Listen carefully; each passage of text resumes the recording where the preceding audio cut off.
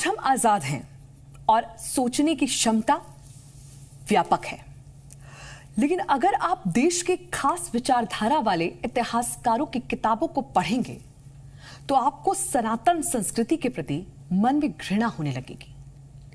ऐसे इतिहासकार जिन्हें संस्कृत की एक लाइन नहीं आती, वो वेदों की व्याख्या पूरी बेपरवाही और बेफिक्री के साथ करते हैं। शायद मन में यह रहता हो कि विरोध करेगा कौन, लेकिन हम खोल रहे हैं उनकी कलाई। जिन वेद शास्त्र उपनिषद को उन्होंने बदनाम किया, उन्हीं के ऋचाओं और कृतियों के जरिए आपके सामने हम रखेंगे सच्चाई।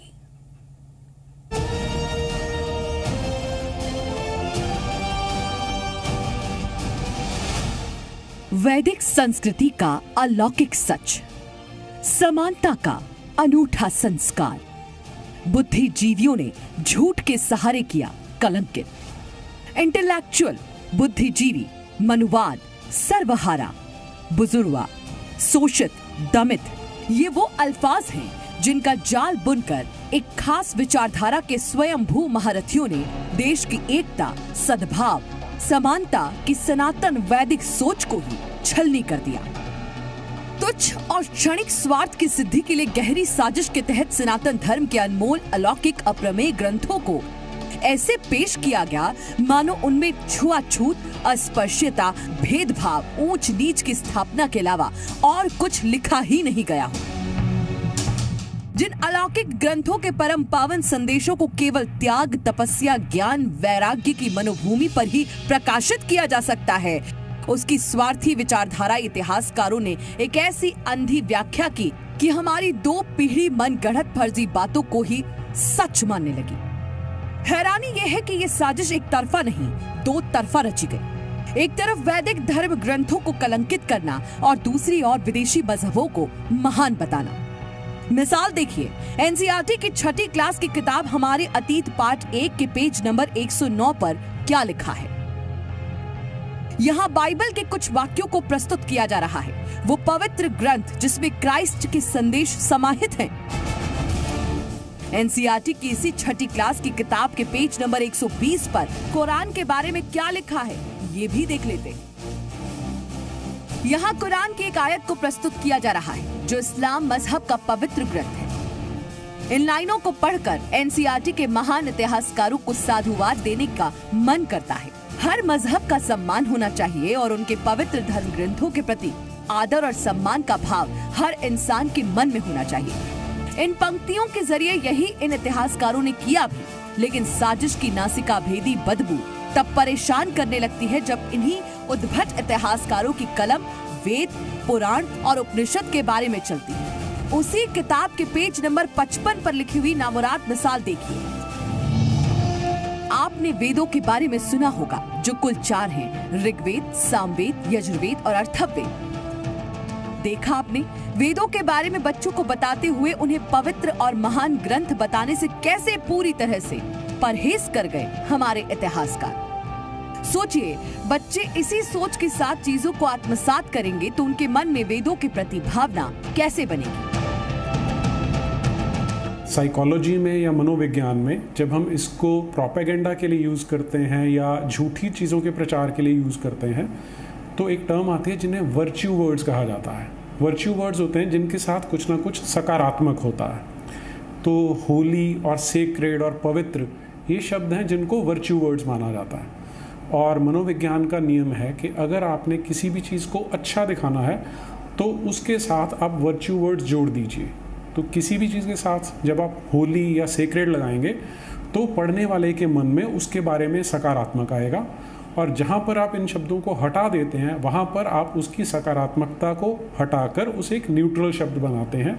तो ये वही मानसिकता है जिसके अनुसार इन्होंने हमारी जो टेक्स्ट बुक्स एनसीईआरटी की उनमें इस तरह का फेरबदल किया हुआ है।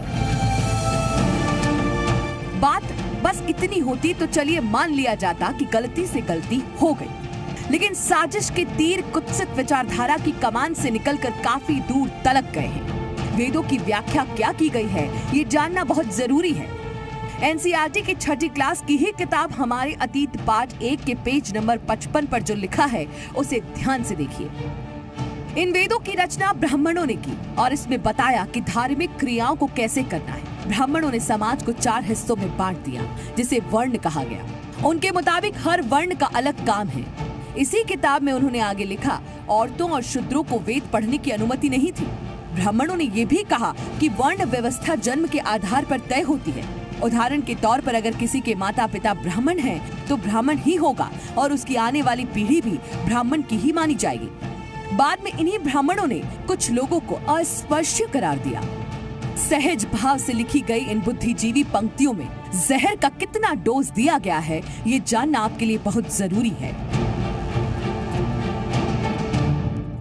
यहाँ पर ये जो झूठ बोलने का इनका पर्पस है, वो हमारे बच्चों को सनातन संस्कृति से दूर करना है कि जब भी आप किसी बच्चे को उसकी जड़ों से काट देंगे तो अब उसको कन्वर्ट करना या उसको अपनी कठपुतली बनाना ज़्यादा आसान हो जाता है।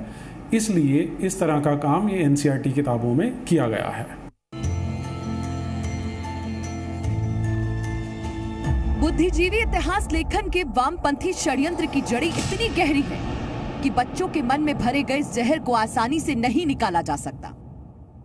ऐसे इतिहास लेखन की मंशा बच्चों को इतिहास की सही जानकारी देना नहीं, बल्कि बांटो और राज करो का राजनीतिक एजेंडा सेट करना है। इसमें किसी को संदेह नहीं होना चाहिए, लेकिन हकीकत से पर्दा उठना चाहिए। जिन वेदों को हमारी एनसीईआरटी की किताबों में वर्ण भेद की स्थापना करने वाला बताया गया, उसमें लिखा क्या गया, जरा ये भी जान लेते हैं। यजुर्वेद के 26 अध्याय की दूसरी ऋचा को देखते हैं, उसमें क्या लिखा है।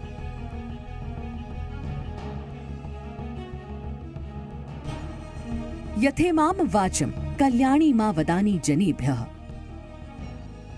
ब्रह्मराजन्याभ्या शूद्राय चार्याय च स्वयाय चारणाय च प्रियो देवानाम दक्षिणाय दातोरिह भूया समयम मे कामः समृद्ध्यता मुपमादो नमतु। दातुरिह भूयासयम मे कामः समृद्ध्यता मुपमादो नमतु। अब जरा इसका अर्थ जान लीजिए।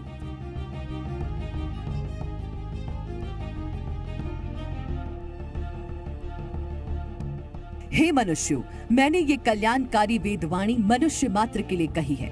ब्राह्मण, क्षत्रिय, शूद्र, वैश्य, अपने पराये सभी के लिए कहता हूँ। प्रभु का बनाया सूर्य सबके लिए, चंद्र सबके लिए, जल सबके लिए, पृथ्वी सबके लिए है। जैसे मैं सब मनुष्यों के लिए संसार में इस प्रकट की हुई सुख देने वाली चारों वेद रूप वाणी का उपदेश करता हूँ, वैसे आप लोग भी अच्छे प्रकार से उपदेश करें। जैसे मैं इस दान से सबके लिए प्रिय हूँ और मुझे परोक्ष सुख प्राप्त हो, वैसे ही आप भी अच्छे कर्मों से सुख पाएं और सबसे प्रिय बने। वेद में इस तरह की समानता और सद्भाव स्थापित करने वाली ऋचाओं की भरमार है। कुछ तो इतनी अलौकिक है कि उनमें मनुष्य के भेद तो दूर, जीव मात्र को ही ईश्वर का अंश बताया गया। लेकिन धन्य है इंटेलेक्ट की अधिकता से लबरेज हमारे इतिहासकार, जो उल्टी ही बात प्रचारित करते हैं। कभी भी जब आप किसी समाज में ऐसा संदेश देंगे, ऐसा मैसेज देंगे कि आपका समाज घटिया था, आप यहाँ पर शोषण किया जाता था, तो जो उस समाज की अगली पीढ़ियाँ हैं उनमें कोई स्वाभिमान नहीं होगा, क्योंकि वो अपने ही जो उनकी परंपराएं हैं उनसे द्रोह करने लगेंगी और उनकी विरोधी होंगी। इस तरह का समाज कन्वर्ट करने के लिए सबसे आसान शिकार होता है, और जो हमारे देश के बाहर के मज़हब हैं वो इसी पर काम करते हैं कि अगर कहीं पर समाज में समरसता नहीं है, वहाँ पर आपने शोषण और शोषित ऐसी 2 कैटेगरीज बना दी हैं, तो वहाँ पर इनको सफल करना या इनकी सफलता बहुत ज़्यादा आसान हो जाती है। इसलिए इस तरह के नैरेटिव टेक्स्ट बुक्स में डाल दिए जाते हैं। इन इतिहासकारों ने सिर्फ वेदों की ही नहीं, बल्कि सनातन धर्म के तमाम ग्रंथों पर कालिख पोतने का काम किया। वेदों को हमारे यहाँ आगम माना गया है। इसका मतलब है कि ये वैसे ग्रंथ जिसकी रचना किसी इंसान ने नहीं बल्कि परमेश्वर ने की है, और इन वेदों के आधार पर ही कालांतर में कई धर्म ग्रंथों की रचना हुई। बाद की उन रचनाओं में भी समतामूलक समाज की कामना की गई, उसकी स्थापना की गई, लेकिन उन ग्रंथों के प्रति भी वैसी ही घृणा पैदा करने वाली धारणा जानबूझकर फैलाई गई। 16वीं शताब्दी में गोस्वामी तुलसीदास द्वारा रचित रामचरितमानस की एक चौपाई को देख लीजिए। कह रघुपति सुनु भामिनी बाता, मानव एक भक्ति करनाता। मानस में ये चौपाई भगवान राम के मुख से निकली है।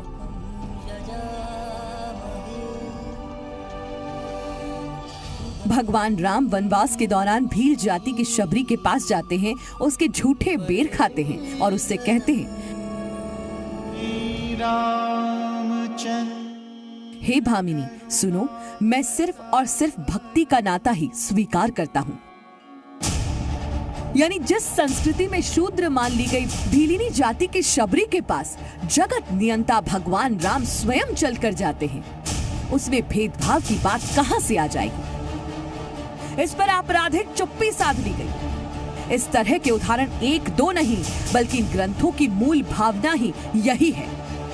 पर जब सोच में ही खोट हो तो फिर कहां से सही चीजें लिखी जाती? फिलहाल इस शो में इतना ही। नमस्कार।